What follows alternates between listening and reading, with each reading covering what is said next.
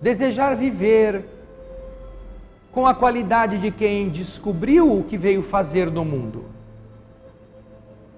entendendo que cada vida é um presente de Deus, compreenderemos que não importa que não sejamos grandes nem perfeitos,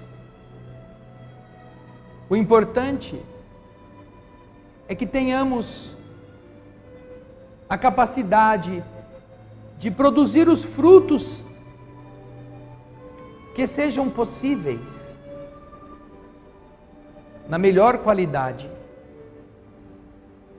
Se somos apenas relva, não podemos deixar de recobrir o terreno e amaciar as pedras que nele se encontram. Se somos pequenino ser vivente, rastejante mesmo, não podemos deixar de cooperar com a natureza, seja na perfuração do solo, na adubagem da matéria orgânica, seja na construção das catedrais de barro. Se somos seres do reino vegetal, estabeleceremos a necessidade da fotossíntese como base da nossa vida para abastecer outras vidas na produção do néctar que abastece os insetos, ou que dá a vitalidade aos pássaros. Em todas as partes infinitas do universo, todos os seres são chamados, na sua simplicidade, na sua pequenez, a cooperarem da melhor forma, cumprindo suas tarefas. E ao analisarmos a incumbência que o universo entregou a cada filho, a cada filha, a cada agente da vida,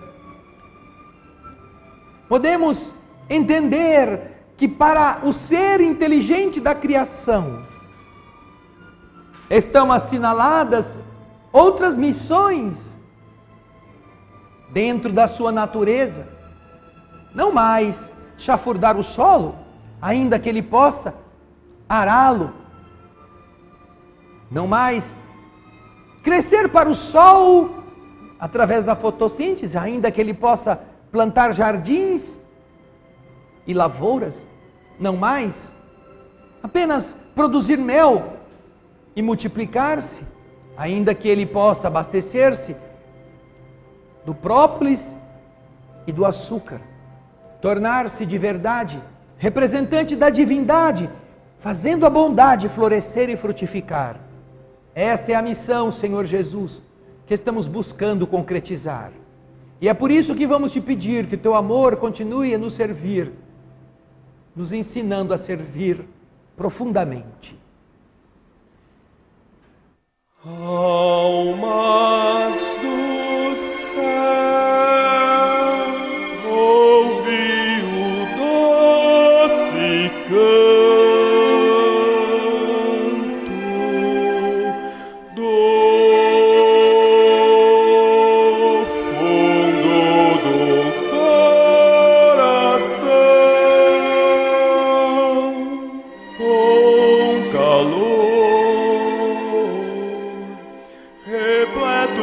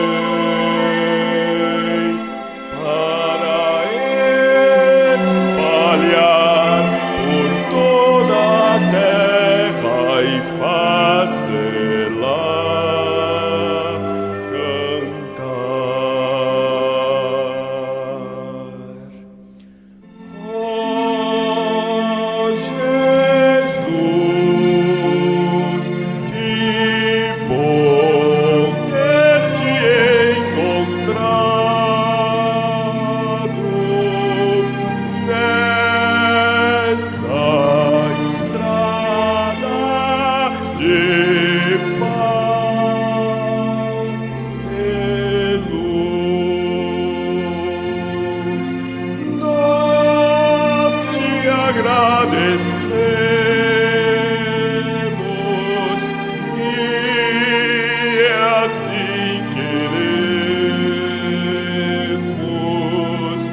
te espalhar, te dividir com quem não sabe sorrir,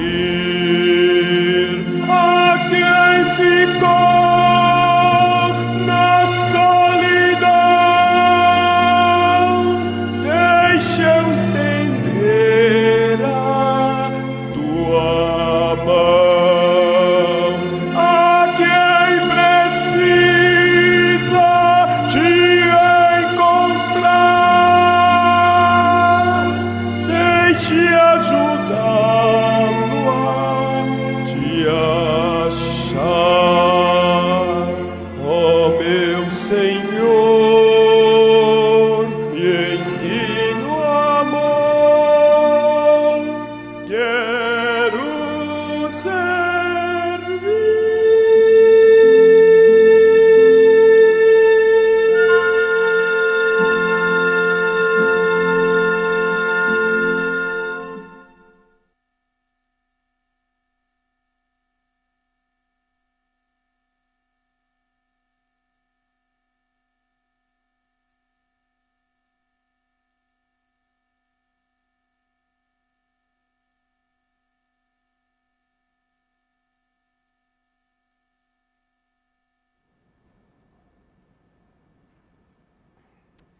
Olá, queridas irmãs, queridos irmãos, os telespectadores da TV Alvorada Espírita e do nosso canal O Espírito da Letra.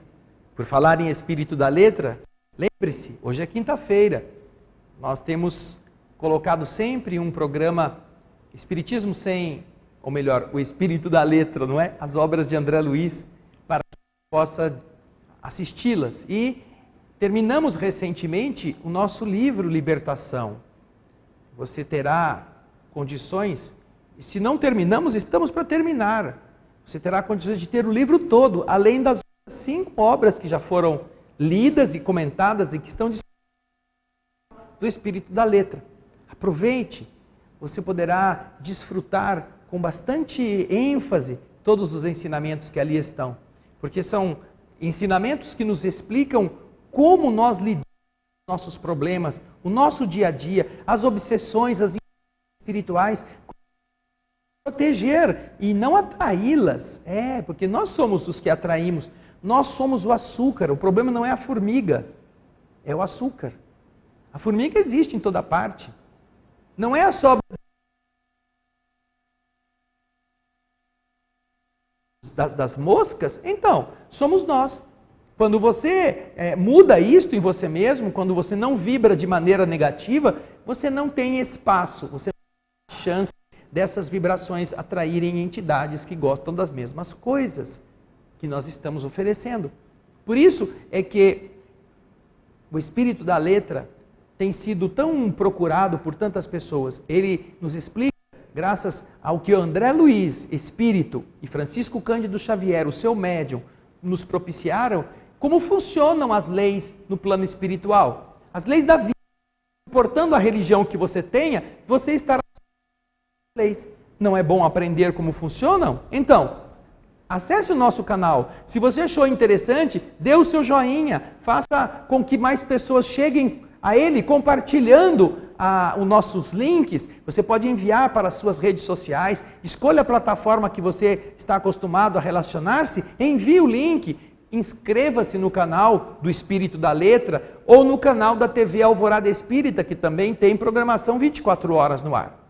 E assim você ajuda o universo a encontrar mais e mais lógica na mente de muitas pessoas, ok? Bem, nossa saudação aos que estão aqui e aos quase 1000 que já conectados conosco hoje, no dia 21 de junho, podem participar do encontro que vai tratar do Evangelho segundo o Espiritismo. Como sempre fazemos, comentamos aqui qual é o livro que serve de roteiro às nossas reflexões, porque assim você tem como acompanhar o que estamos lendo, o que estamos comentando, e você mesmo melhorar o pouco que a gente oferece com as suas experiências pessoais, aquilo que você já viveu, aquilo que você teve que enfrentar e pode, para você mesmo, basear-se como uma exemplificação.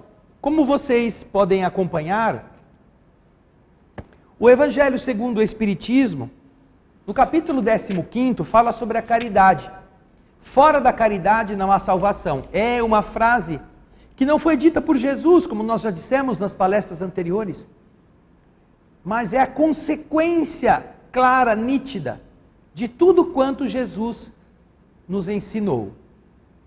Esta referência estará sempre plasmada nas obras que a doutrina espírita te apresenta. Fora da caridade não há salvação. E isto é consequência de tudo que Jesus ensinou e que está na Escritura Sagrada. Portanto, quando nós nos debruçamos sobre este capítulo, encontraremos coisas extremamente ricas. Como já foi, por exemplo, o maior mandamento. Qual é o maior mandamento? Como sentirmos Deus respirando o oxigênio, vivendo no meio aquoso, como os peixes, como as aves. Não só isto. Estabelecendo o ambiente do amor, nós estaremos mergulhados em Deus. Nós o sentiremos, nós nos abasteceremos dele.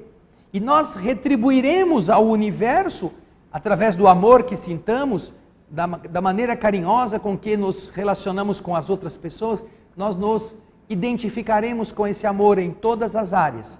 Seja o amor de pai e de mãe, o amor de filho, o amor de cônjuge, o amor de namorado, de noivo, o amor de amante, o amor de amigo, o amor de irmão de humanidade, o amor que em toda parte se expressa através da gentileza, através da atenção, através do servir. Isto é o amor. Através de não esperar ser amado, através do compreender, do dar ao outro a chance de errar e lutar para que você mesmo não seja vítima do erro. No encontro desta noite, você poderá nos acompanhar, nós teremos um dos textos conhecidos dos textos sagrados. Ele já foi objeto de música. Um cantor brasileiro muito famoso cantou isto. Outros musicaram estas passagens. Outros pintaram coisas referentes a isto. Aqui temos a palavra de Paulo de Tarso, na primeira carta que ele enviou aos nossos irmãos que moravam na cidade de Corintos, na Grécia, que por causa disso eram chamados de coríntios, são os moradores de Corinto. Você vai encontrar referências na Escritura estranhas, nomes esquisitos, por exemplo, epístola. Epístola é o nome literário que nós damos ao objeto, ao meio de comunicação que nós vulgarmente chamamos de carta. Epístola é carta. Então você vê epístola de Paulo aos filipenses. Quem são os filipenses? São os que moram na cidade de Filipe. Cesareia de Filipe, uma das cidades importantes do tempo de Jesus, lá na Palestina, foi construída em homenagem a César. É uma cidade, Cesareia de Filipe. Existem então os que moram em Cesareia de Filipe, que são os filipenses. E nós temos então inúmeras epístolas de Paulo que escreveu a todos os que viviam nessas comunidades, que ele fundou igrejas. Os de Tarso, os tarsenses, os coríntios, os filipenses. E há inúmeras referências nos diversos caminhos religiosos à beleza do que Paulo coloca nestas palavras. Falando de caridade, falando daquilo que o Evangelho está tratando no capítulo 15, nós encontraremos, talvez no Evangelho, nenhuma poesia tão linda quanto esta. E ao mesmo tempo, verdadeira. Nós temos a poesia de, se não me engano, foi Renato Russo quem cantou isto. Ainda que eu falasse todas as línguas dos homens, e mesmo a língua dos anjos, se eu não tivesse caridade, eu seria apenas como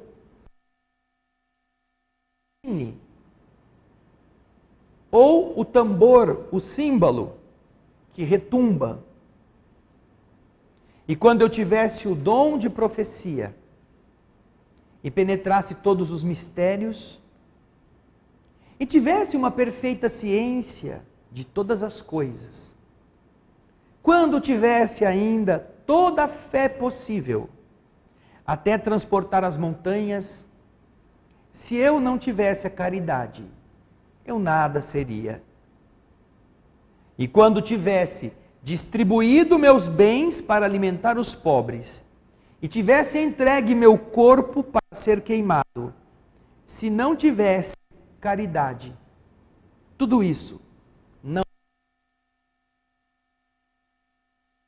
Estas palavras da primeira parte da epístola, elas são um cântico à sabedoria.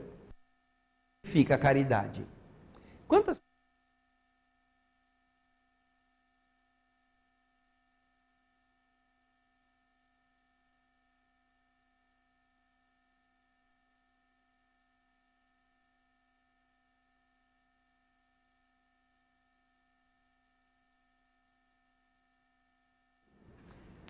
pessoas, ao viverem suas experiências religiosas, a resumem num exercício de saber, num exercício de estudar e decorar textos bíblicos, num exercício de interpretar as passagens teológicas, doutorar-se em ciências das Escrituras? Quantas pessoas usam o intelecto para tentar acessar ou arrombar as portas do paraíso e se esquecem do pedinte, da dor do desconhecido, são indiferentes ao funcionário que tem que aguentar-lhe os caprichos, acordado para que ele tenha a comida quente a hora que ele deseja. Quantas pessoas vivem na terra encantados com o raciocínio que pode acessar os enigmas e tirar-lhes os mistérios, mas não são homens que consigam harmonizar em volta de si mesmos uma família, não compreendem as carências de seus filhos, não compreendem as necessidades de suas companheiras ou de seus maridos. São homens e mulheres devotados a um saber vaidoso, cuja mácula já os contamina. Esta vaidade deturpa de tal forma o saber que Jesus, em determinado momento, agradece ao Pai, agradece o fato de ter revelado as coisas do céu aos simples e humildes de coração e as ter ocultado dos que ele chama de sábios e prudentes, os doutos, os homens que têm inteligência, os sapientes, os que sabem tudo. Estes não conseguem discernir as belezas do universo, uma vez que são eles grandes demais para acharem que existam coisas que estão além do seu cabedal. Jesus fala isto, que as verdades do universo precisam ser notadas pela simplicidade, pela humildade de coração. Estes simples e ignorantes, incultos, iletrados, estes são capazes de ler a natureza, de senti-la.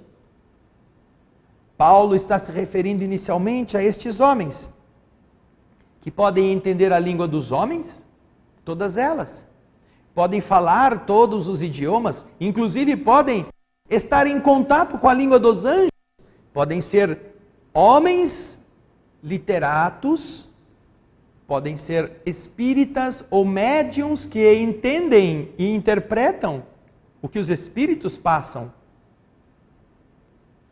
Ele está falando desta capacidade, seja pelo próprio raciocínio, seja pela integração com as forças invisíveis, pelos fenômenos mediúnicos. Tanto um quanto o outro, se não tiver a caridade, eles parecerão como coisas retumbantes, barulhentas, mas ocas, vazias. Me lembro de uma historinha em que um pai levava o seu filho a trabalhar na roça. E em determinado momento, eles começam a ouvir um barulho. E o pai se vira para o filho, não sabiam de onde vinha. Se vira para o filho e diz: "Ah, você está ouvindo essa carroça que vem vindo? Ela está vazia." O filho: "Uma carroça? É. Como é que o senhor sabe? Como é que o senhor sabe que ela está vazia?" "Ah, espera um pouquinho e você vai ver." E passam-se vários minutos, 5, 10, e o barulho vai aumentando, vai aumentando, vai aumentando. E de repente, virando a curva da estrada, eis que surge o cavalo, o carroceiro e a carroça, fazendo o seu trajeto, e aquela barulheira.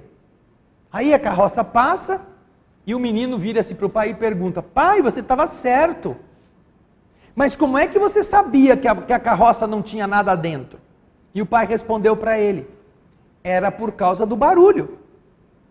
Uma carroça vazia sempre faz muito barulho, porque ela está solta, não tem nada que está fazendo peso e pressão, então ela vem batendo todas as paredes, todos os seus estrados, as suas madeiras, vem chacoalhando.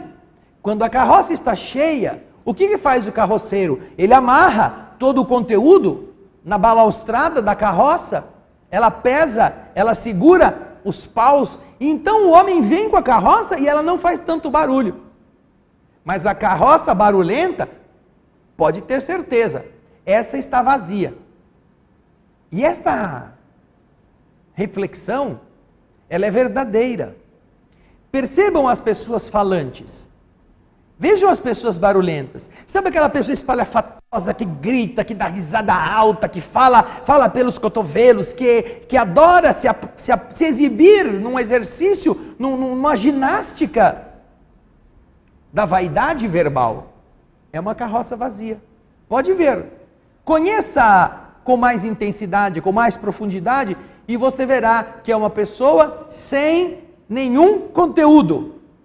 Tem aparência. É uma carroça, mas não tem nada a transportar, a não ser barulho, porque os paus estão todos soltos, o chacoalho do terreno faz a pessoa fazer muito ruído, mas não tem onde estar amarrado. Então estas pessoas são como sinos vazios, que eles só fazem barulho porque eles estão vazios, estão ocos. Se você encher o sino de cimento e bater, ele não faz barulho. Não faz, porque o metal não vibra. E aquela caixa que é composta pelo vazio que está no interior do sino, não reverbera o som e não o amplia.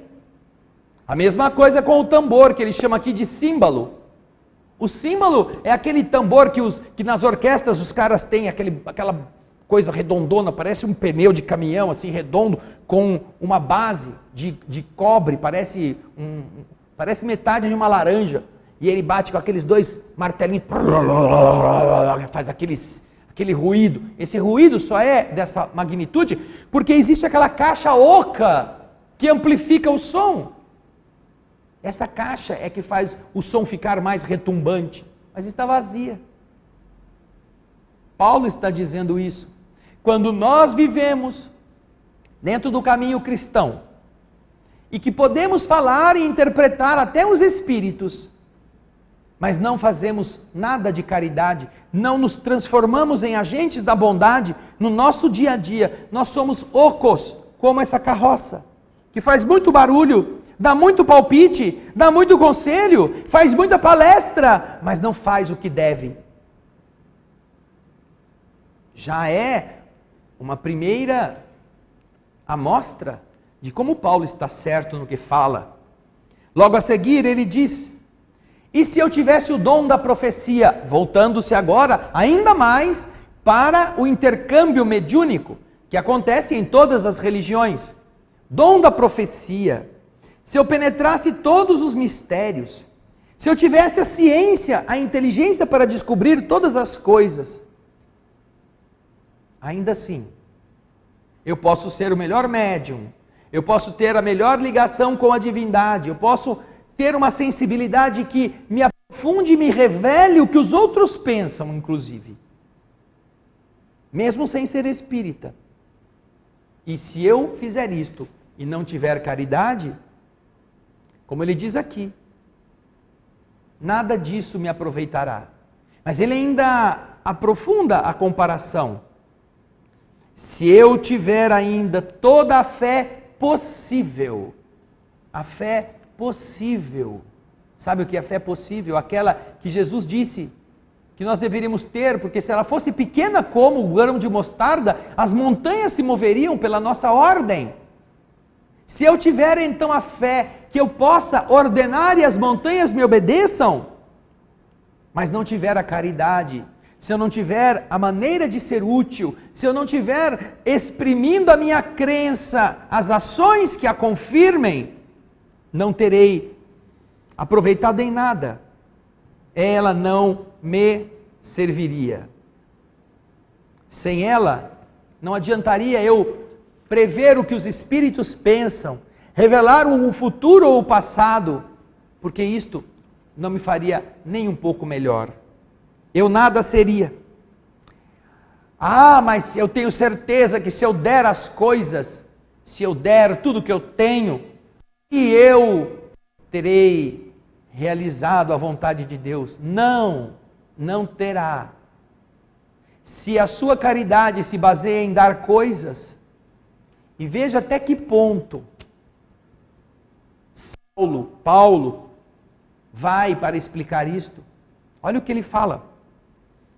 E se tivesse distribuído meus bens, você que tem em casa bastante coisas, você distribuiu tudo, você inclusive deu a sua casa, deu o seu carro, você deu os seus objetos mais preciosos, e mais do que isso, você transformou isso em alimento para dar aos famintos, para que os pobres tivessem comida. Você se entregou à benemerência desta forma, converteu o patrimônio em bens que vão servir aos aflitos, para abastecê-los no estômago. E mais, você não se contentou com isso, você entregou o seu corpo para ser queimado. Se você fez isso sem caridade,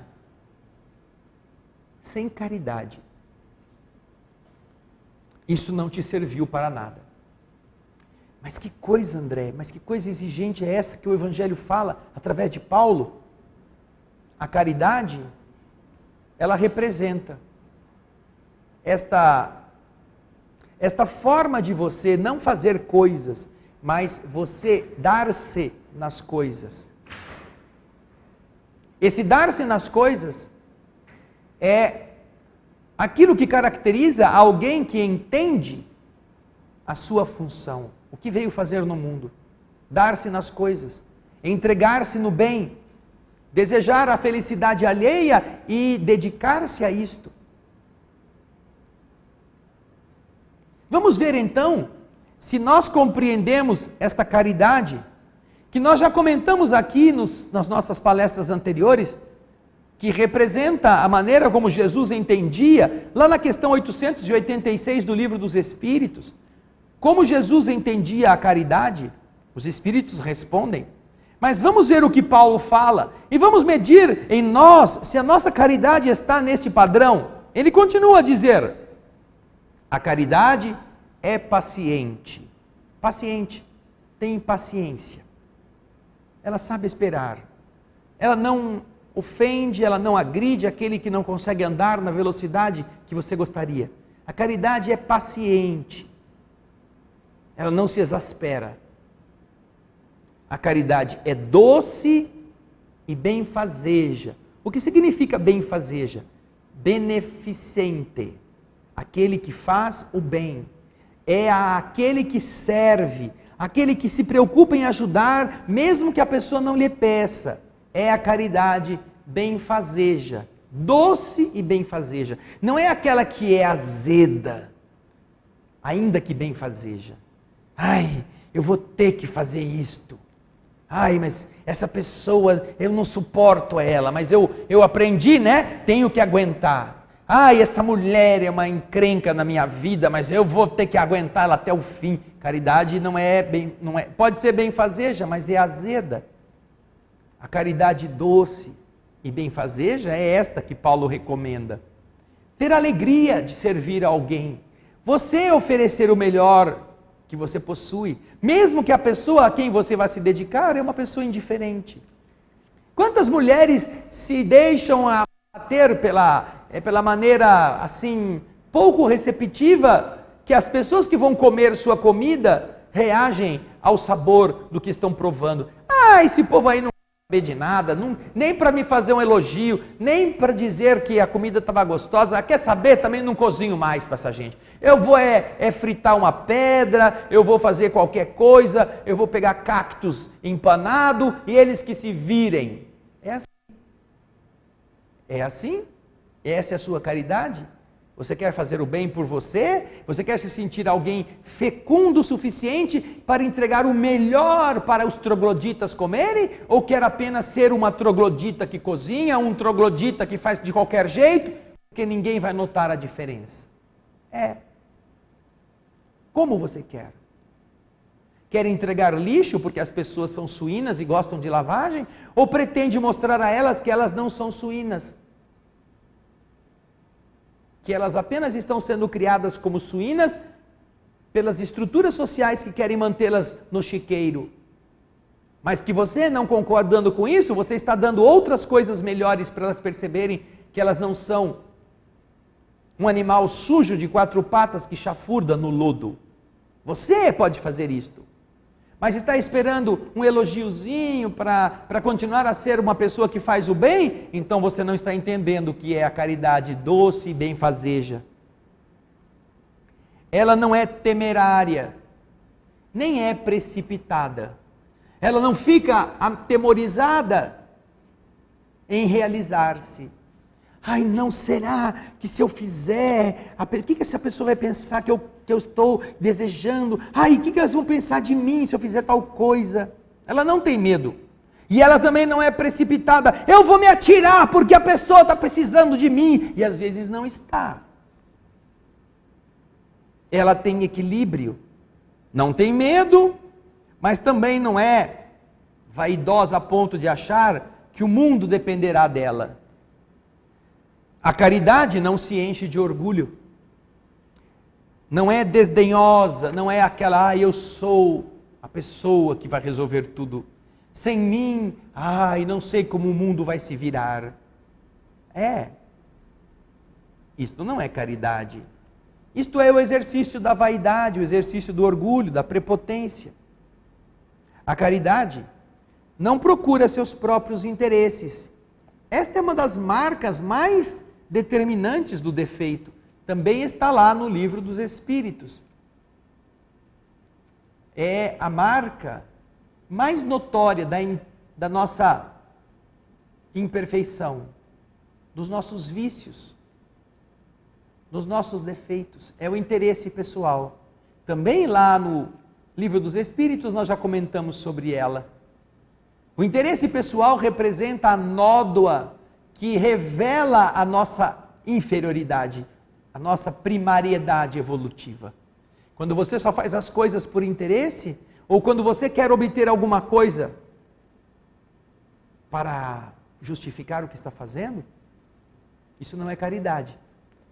Eu me recordo de uma história que um irmão querido nosso, de uma cidade aqui do fim do estado de São Paulo, quando nós estivemos lá em Igarapava, nos contou na sua experiência generosa de ajudar as aflições dos seres que ele procurou servir na sua cidade.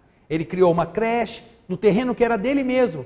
Ele doou para a instituição e criou uma escola com várias salas de aula para as crianças, e essas crianças eram deixadas na creche ao mesmo tempo em que recebiam educação. E havia na ala de espera, porque as mães que iam buscar os filhos ficavam às vezes esperando para não ficarem no sol, eles construíram um coreto coberto e precisavam colocar 5 bancos de cimento em volta para as pessoas se sentarem, esperar os filhos que iam sair no horário. E ele precisava receber esses bancos porque custava caro para uma instituição se dar ao luxo de mandar fabricar bancos de cimento ou de concreto. Então ele foi visitar os seus amigos, empresários de recursos abundantes, e lhes pedir, para cada um, ele pediu um banco. E em um caso destes, um deles perguntou, escuta, mas você vai pôr o meu nome no banco, não vai? O nome da minha empresa? Ele falou assim, não. Não? Ué, você vai fazer um banco de cimento e vai escrever o quê? Em um deles eu vou escrever amor, no outro eu vou escrever paciência, no outro eu vou escrever caridade, no outro eu vou escrever renúncia. Ué, mas qual que é o problema de você pôr o meu... Não, estes bancos, eles não são propaganda das pessoas que estão doando. Eles são enfoques positivos de condutas morais que são nobres. São estímulos a essas pessoas que precisam pensar naquilo que está escrito lá. Se você não vai pôr o nome da minha empresa, se não vai pôr a propaganda, então eu também não vou te dar o banco. E não deu o banco. Você acredita nisso? Você acredita nisto? Um homem que tinha dinheiro para jogar fora, inúmeras vezes, inúmeras vidas, não deu um banco de concreto para uma instituição beneficente que não cobrava nada das crianças que lá eram atendidas, ainda que pagasse professores que lhes ensinavam as noções básicas da escola. Uma escola normal, uma escola do currículo da cidade municipal. E o empresário, que não teve o seu nome contemplado como se fosse o benfeitor, este se negou a dar o banco de cimento. A caridade não procura seus próprios interesses. Há muita gente querendo fazer caridade, desde que o seu nome seja trompeteado por toda a nave da igreja. Foi a família tal que doou tal coisa, que pagou a reforma dos vitrais, que ajudou a gente mudar o piso da igreja. Foi a família Y que gerou os benefícios que redundaram na pintura da nossa instituição. O enaltecimento público que alguns sacerdotes, alguns pastores e até alguns representantes espíritas costumam fazer, enaltecendo materialmente a generosidade de quem deveria se ocultar, como é a demonstração do Evangelho, que a mão direita não saiba o que a outra dá. Não, isso é um comércio, é o comércio dos interesses, e fazem isto porque eles estão sabendo que a família A, que não foi citada porque não deu, na próxima vai querer dar, só porque a família B foi assim anunciada para toda a comunidade como a benfeitora. Isso é um negócio. Isso é uma maneira pouco sutil, inclusive, de você manipular os interesses movidos pela vaidade, pelo orgulho. Então, aquele que procura seus próprios interesses não está vivendo a caridade como ela é. Isto que aqui está sendo falado neste capítulo, fora da caridade não há salvação, esta pessoa que faz assim não tem salvação com esse tipo de desprendimento, entre aspas, que ela está praticando para receber alguma coisa. Continua Paulo. Ela não se melindra. Puxa vida. Esta é uma das coisas mais difíceis de você encontrar. Existe o termômetro para medir a temperatura, o barômetro para medir a pressão atmosférica, o anemômetro para medir a velocidade do vento, e existe o melindrômetro. O melindrômetro é para medir o tamanho do seu orgulho. Todas as pessoas que se melindram estão mostrando quão orgulhosas ainda são. O melindre é a manifestação exterior que demonstra que o orgulho foi ferido e que a pessoa não aceita isto. Não é possível ser caridoso e orgulhoso ao mesmo tempo, porque uma coisa desnatura a outra. E isto, Paulo coloca aqui como qualidade da caridade. A caridade não se melindra. Eu ajudei tanto a pessoa e ela sequer para me dizer obrigado. Ela agradeceu a todo mundo menos a mim, não falou meu nome. E daí? Não, eu também não ajudo mais. Essas pessoas são ingratas. Essa pessoa nunca foi caridosa. Nem entende qual é, de verdade, o marco da caridade. Aquele que entende a caridade, quando a pratica, ele pede a Deus que as pessoas que foram beneficiadas o ajudem com a ingratidão. Imaginem isto. A ingratidão do beneficiado é uma ajuda profunda ao caridoso para que ele se teste. É caridoso mesmo? Porque se ele se ofender, se ele desistir, se ele esfriar o impulso da caridade, ele não foi caridoso, ele estava esperando algo em troca. De verdade, todas as pessoas que fazem o bem deveriam pedir a Deus que aquelas pessoas beneficiadas lhes fossem ingratas até a alma, que falassem mal dele, que o denegrissem, para que ele sentisse a felicidade de ter recebido o mal pelo bem que ele fez e ter continuado a fazer. Não ter se deixado levar por esse melindre, por esta coisa infantiloide, por este comportamento imaturo, que é muito comum nas pessoas que se acham boazinhas. É o comportamento de, eu ajudei tanto e não fui eu que foi colocado para entregar o copinho de água na saída do centro.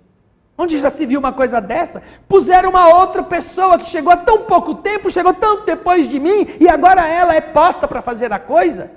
Porque não me pediram, eu estou lá há tanto tempo, tenho ajudado tanto. Uma das piores coisas que existem nos aglomerados humanos de qualquer religião é esta mediocridade moral que leva as pessoas disfarçadamente a serem orgulhosas, pedantes, mesquinhas na casa de Deus, sem aprenderem aquilo que todos os dias escutam a respeito da luta que precisam travar contra seus próprios interesses. O melindrado é um egoísta disfarçado, é um orgulhoso travestido. E se você é assim, mesmo fora da casa espírita, mesmo fora da sua igreja, você vai poder medir-se da mesma maneira. Não é apenas na casa de Deus. Na casa de Deus isso é levado ao extremo do esdrúxulo. Num ambiente onde se deve combater com todas as forças essas mesquinharias morais, viver isto dentro da casa do Pai representa a negação do Pai, feita por pessoas que falam o nome dele diariamente. Mas não é só ali que você encontra gente. Ali é um lugar mais discrepante, mas isso é muito comum na rua, no nosso dia a dia de trabalho, nas relações sociais e de amizade. Você tem uma pessoa com quem você se dá muito bem. Essa pessoa é sua amigona. É a pessoa que você mais confia. E de repente você percebe que ela vai viajar com uma terceira pessoa, que não é nada sua. Ela vai viajar com a fulana e não te chamou. Onde já se viu uma coisa dessa? Quem é essa fulana? É colega de trabalho. Pô, é a sua colega de trabalho e eu que sou sua amiga, você não vai me chamar para ir viajar com você? Pô, é muito amiga que você é, né? Ponto, já melindrou. Ou então você fica sabendo que aquelas pessoas fizeram o que fizeram e não te comunicaram. E você, se no momento ficou chateado, precisa ver se não ficou com raiva e se não se afastou. Porque se você ficar com raiva e se afastar, você estará vivenciando este melindre em um esfriamento que não deve ser da natureza de quem é caridoso verdadeiramente. Quem tem caridade entende a fragilidade das pessoas e as compreende, sem se negar a ser, de verdade, aqueles que a ajudarão. Não importa qual a situação. É isso que Saulo de Tarso nos está ensinando. A caridade não procura seus interesses, não se melindra e não se irrita com nada. Ela não suspeita mal, ela pensa sempre no bem. Ela é vítima, inclusive, dos maus amigos, por não reconhecê-los, por confiar em pessoas que não mereceriam, inclusive, uma suspeita. Já pensaram nisto? Porque a caridade não suspeita o mal. Vamos dizer, ela é ingênua. Isso é até ruim, não é? Num mundo como este, é uma coisa negativa, porque você acaba sendo vítima de charlatães, de criaturas espertalhonas. Mas a característica verdadeira de um indivíduo que tem a caridade é a de deixá-lo à mercê dessas pessoas malignas. Porque não tendo o mal em si, este indivíduo tem dificuldade de reconhecê-lo nos outros. Não é a língua que ele fala. A caridade real não se regozija, não fica contente com a injustiça, mas fica feliz com a verdade. Tudo suporta, tudo crê e tudo espera. E acima de tudo, tudo sofre. A caridade é quase uma descrição da maternidade, não é mesmo? Tudo suporta, tudo crê, tudo espera e tudo sofre. Termina então a epístola, a carta que São Paulo envia, dizendo: agora, estas três virtudes, a fé, a esperança e a caridade, permanecem, mas entre elas, a mais excelente é a caridade. A caridade, como diz logo a seguir Kardec, é sem equívoco, acima mesmo da fé, colocada como principal. Porque esta caridade, neste sentido, está ao alcance de todo mundo. Do ignorante e do sábio, do rico e do pobre. E porque não depende da crença popular. Todas as pessoas podem fazê-la, mesmo que não tenham uma crença qualquer. Mesmo que não tenham uma fé, mesmo que não exercitem alguma religião, mesmo que não saibam pensar a respeito de Deus. Todos ainda podem fazer o bem que a caridade recomenda. Paulo fez mais, diz Kardec, logo a seguir, no item 7. Definiu a verdadeira caridade.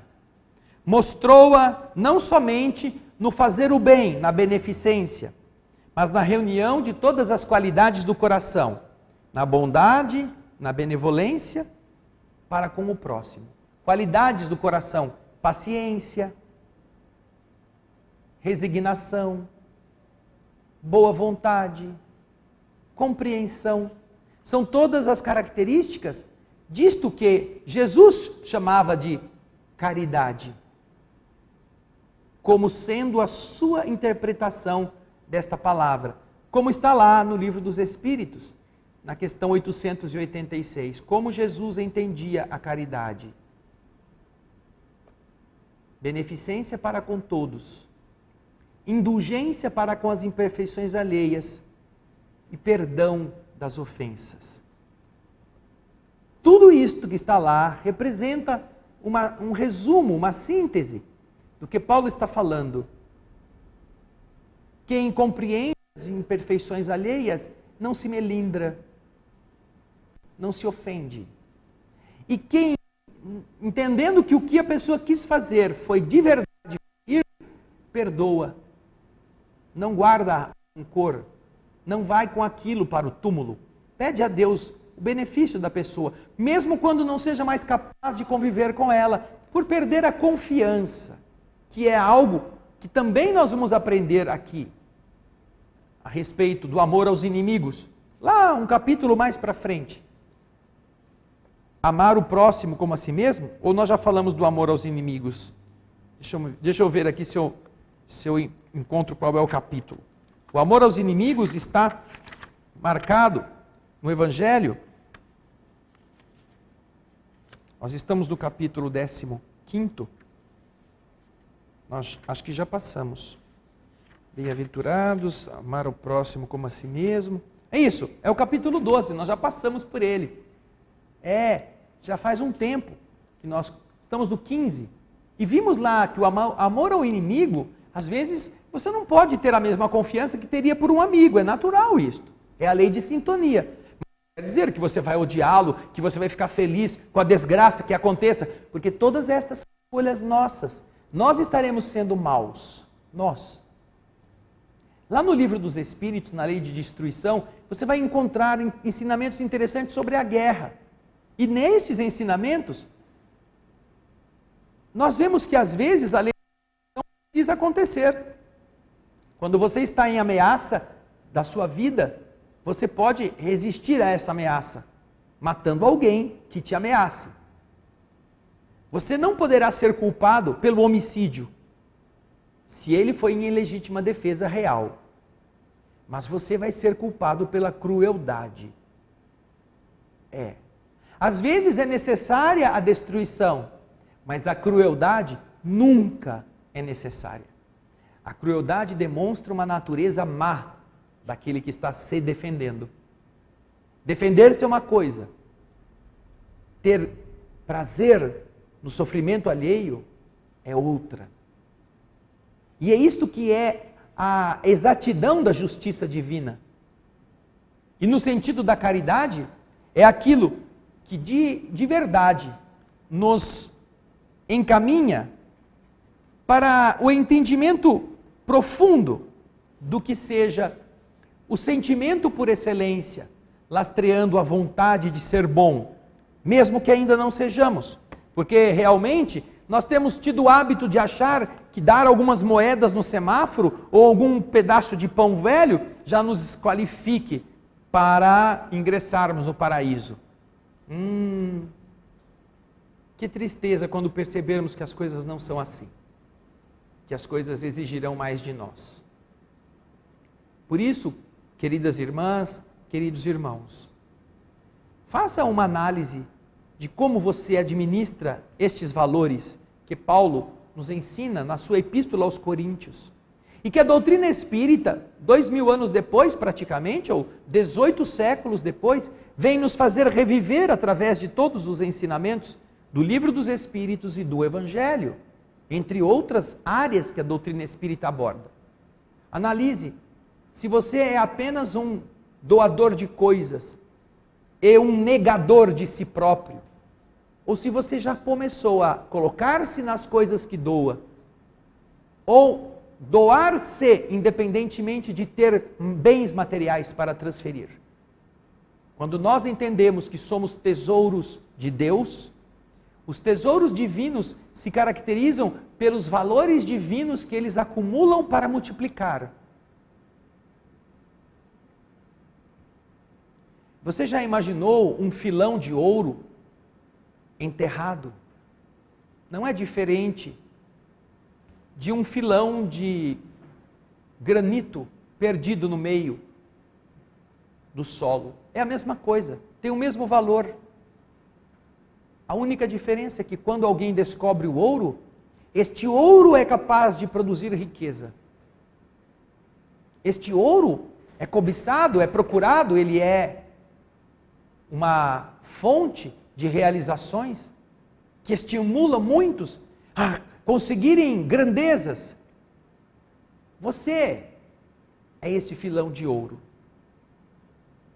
Você só terá valor quando você sair do entulho que te cobre para vir à luz do sol e oferecer-se e entregar-se, fazendo outros se sentirem felizes e úteis. Só aí o valor que você tem como criatura divina estará produzindo frutos realmente valiosos. Pense se você tem feito isto, se a sua inteligência tem se doado, se o seu tempo tem se multiplicado em favor daqueles que precisam dele, se o seu saber tem ensinado o saber de outras pessoas, se os seus talentos estão produzindo mais talentos nos demais. Pense nisto. Quantas pessoas aprenderam a fazer um pouquinho do que você sabe? A quem você ensinou algo que a sua inteligência já foi capaz de conceber, de entender o mecanismo? Porque tudo isso faz parte da benevolência de todos. E é a sua missão na Terra, a missão do homem encarnado, que está lá também descrita na questão 573 do Livro dos Espíritos. Qual é a missão do homem encarnado na Terra? É instruir os homens, ajudar o seu progresso e melhorar as instituições, por meios diretos, por meios efetivos, não só por conselhos. Então você cumprirá uma missão. E na caridade está a qualidade de como você vai fazer estas coisas. Não perca tempo. Nós não temos mais tempo para perder. Esta é a nossa última encarnação neste estágio. Do que nós fizermos daqui, desta vida, nosso destino futuro estará se abrindo como um leque. Ou vamos para cima, ou permaneceremos no mesmo padrão, ou vamos para baixo, em mundos piores, para onde a maioria está se candidatando. Pense nisto. A caridade é o convite do Senhor à nossa salvação. Por isso que é o capítulo que fala sobre isto. Fora da caridade, nós não nos salvaremos. Esperamos que o coração de vocês realmente esteja interessado em acordar para aquilo que você pode viver dentro do seu lar, na rua onde você caminha, no diálogo telefônico, nas mensagens de WhatsApp, das redes sociais, na expressão da sua exemplificação simples, contando os seus problemas e fazendo outros refletirem a respeito dos exemplos singelos de otimismo, de boas palavras que você está procurando transmitir aos demais. Pense nisso, porque todos os espíritos que estão aqui e que agora vão ajudar vocês a sentirem este amor, este calor interior, eles confiam que vocês não se esqueceram de que são filhos de Deus. Vocês todos são filhos da bondade, esta caridade generosa que se esquece para fazer os outros felizes.